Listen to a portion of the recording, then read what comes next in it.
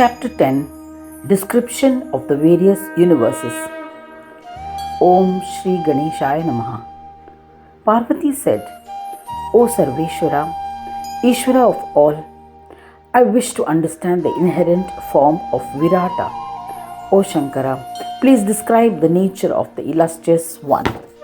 Shiva replied, with a circumference of 5 crore yojanas, 1 yojana is a measure of length which is about 13 kilometers, is the body of Virata, comprised of innumerable limbs, both movable and immovable, bhutas, that is elements, and 14 universes.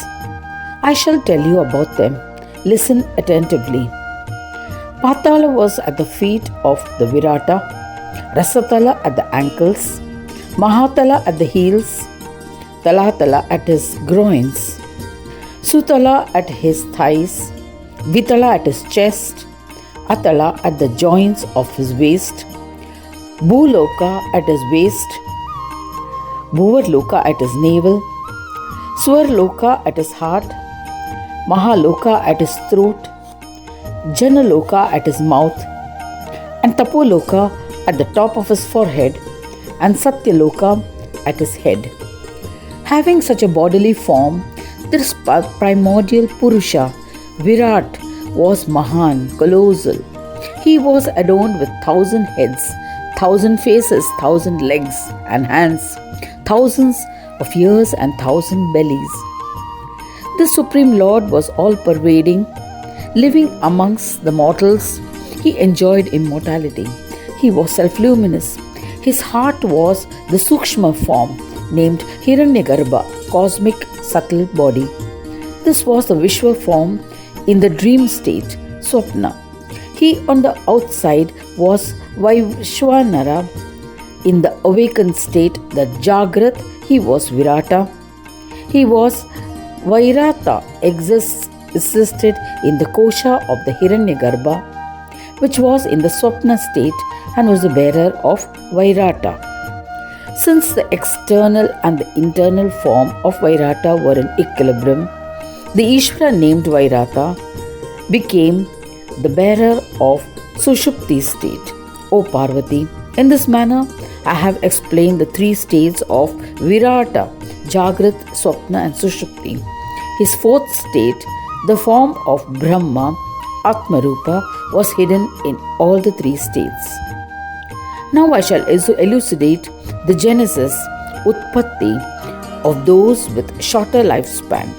Similar to the birth, life and death of a star, Utpatti, birth or creation, Sthiti, life or sustenance, and Pralaya, death or dissolution of Brahmanda, universe, are the 3 states, Avastha, of Virata Purusha or Brahmanda. Utpatti, creation, has assumed many forms and is animate and inanimate.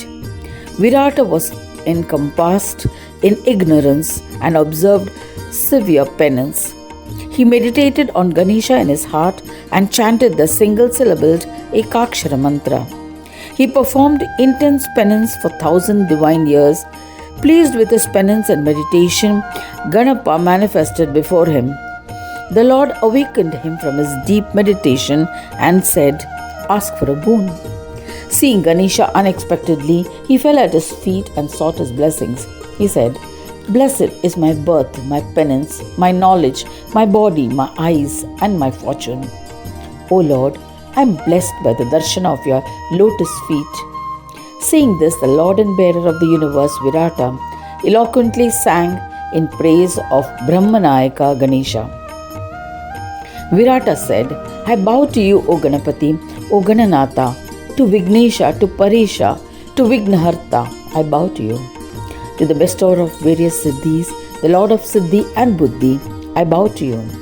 I bow to the bestower of all knowledge, the Brahma form of Brahma, to the one who is beyond the comprehension of the mind and cannot be expressed by speech, to the one who resides in the heart of the yogis, to the one who assumes different incarnations, to the protector of devotees, I bow to you.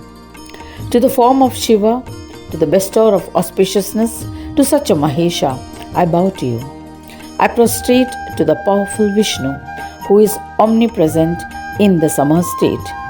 My salutations to the Lord of the effulgence, Bhanu. I bow to the form of Shakti, the essence of the prowess of various subdivisions of Maya. I bow to the one who is the creator, sustainer, and destroyer, to the one who is in the animate and the inanimate forms, to the bestower of knowledge to all, the pure one, to the one who is visualized by different seers in different forms, to the one unaffected by Maya. I bow to you. You are endowed with Maya and create infatuations, moha. To the bearer of Maya, I bow to you. I bow to the one whose boundaries of the gunas, attributes, were not comprehensible to the various Brahma Tattvas. Hence, O Ganesha, please bless me with your grace. After singing this praise, Vairata Purusha stood before Ganesha in silence, palms joined in reverence. Pleased with his devotion, Lord Ganesha said, O protector of the Vishwas, I am granting you a boon. Do not have any doubts. I am pleased with the stotra composed by you. Anyone who recites the stotra with faith will be successful. I shall fulfill all the desires of the devotee. Joy and liberation will be attained by anyone reading and listening to this stotra. Lord Vairata bowed to the primordial Gananatha when he had stopped speaking.